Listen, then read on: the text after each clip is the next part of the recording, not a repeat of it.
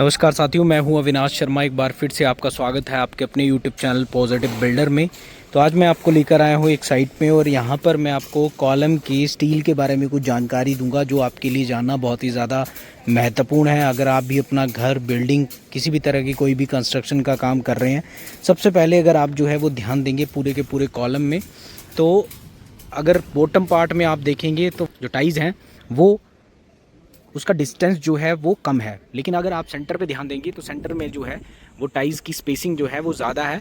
और फिर ऊपर जो आपका अगर ध्यान देंगे मास्टर रिंग के नीचे अगर आप ध्यान देंगे तो यहाँ पर भी टाइल्स की जो स्पेसिंग है वो कम है। तो ऐसा इसलिए होता है क्योंकि जो जंक्शन पॉइंट होता है, सबसे पहले जो अगर शेयर फोर्स एक्ट करेगी बिल्डिंग में, अगर भूकंप आता है तो क्या आता है, तो सबसे ज़्यादा जो फोर्स एक्ट करेगी शेयर फोर्स वो करेगी आपके जंक्शन पॉइंट में। तो जंक्शन पॉइंट कहाँ होता है? यहाँ पर एक बॉटम में, क्योंकि बीम यहाँ जुड़ा हुआ है नीचे, तो बॉटम जो होता है कॉलम का, वहाँ पर अक्सर फेलियर होने के चांसेस होते हैं। तो जंक्शन पॉइंट एक यहाँ होगा और जब फ्लोर का स्लैब डलेगा, बीम डलेगा, तो जंक्शन पॉइंट ऊपर आएगा। तो जहाँ पर जंक्शन पॉइंट होता है वहाँ पर जो है वो टाइल्स की स्पेसिंग कम होती है। जैसे कि आप देख सकते हैं कि यहाँ पर 4 इंच जो है वो टाइल्स की स्पेसिंग है, लेकिन अगर आप सेंटर पार्ट में देखेंगे तो यहाँ पर 7 इंचज़ जो है वो टाइल्स की स्पेसिंग रखी जाती है। और यहाँ अंदर तो 3 जो रिंग डाले होते हैं, जब 3 रिंग प्रोवाइड किए जाते हैं तो हम उसे 6 लेग्ड कहते हैं। एक होगा तो 2 लेग्ड और 2 होंगे तो 4 लेग्ड। तो इस तरह से जो है वो टाइल्स आपकी कॉलम में प्रोवाइड की जानी चाहिए।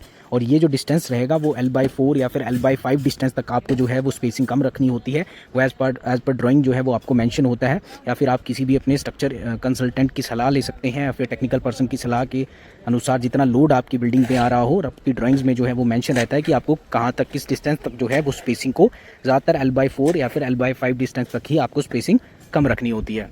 इसी के साथ जो है वो अगर आप ओवरलैप जहाँ पर करते हैं, जैसे कि यहाँ पर देख रहे हैं, ओवरलैप जहाँ करेंगे तो ओवरलैप जो है आप देख सकते हैं कि एक इस लेवल पे हुआ है, एक इस लेवल पे हुआ है और एक जो है इस लेवल पे हुआ है। इसी तरह से जो है वो अल्टरनेट जो है जिगजैग पैटर्न में आपको ओवरलैप करने होते हैं। अगर एक ही जगह जंक्शन पॉइंट आएगा, एक ही जगह सारे जो है वो आप ओवरलैप एक ही लेवल पे करेंगे, तो वहाँ पर जो है वो क्रैक्स आने के, बकलिंग होने के इन फ्यूचर जो है वो आपके कॉलम में क्रैक्स आने की चांसेस रहते हैं। अगर ये अल्टरनेट वे में होंगे, आपके ऊपर नीचे रहेंगे, तो उतना ही ज़्यादा मजबूत आपका कॉलम बनेगा। तो कहीं पर भी जॉइंट जो है वो एक ही जगह नहीं होना चाहिए। अगर जॉइंट एक जगह होगा तो वहाँ से कॉलम जो है वो वीक रह जाएगा। तो इन चीज़ों का आपको ध्यान रखना है। अगर आप भी कंस्ट्रक्शन करवाना चाहते हैं तो आप जो है वो इन बातों का हमेशा ध्यान रखें। आज की वीडियो में इतना ही, मिलते हैं नेक्स्ट वीडियो में। तब तक के लिए बाय, आपका दिन शुभ हो, धन्यवाद।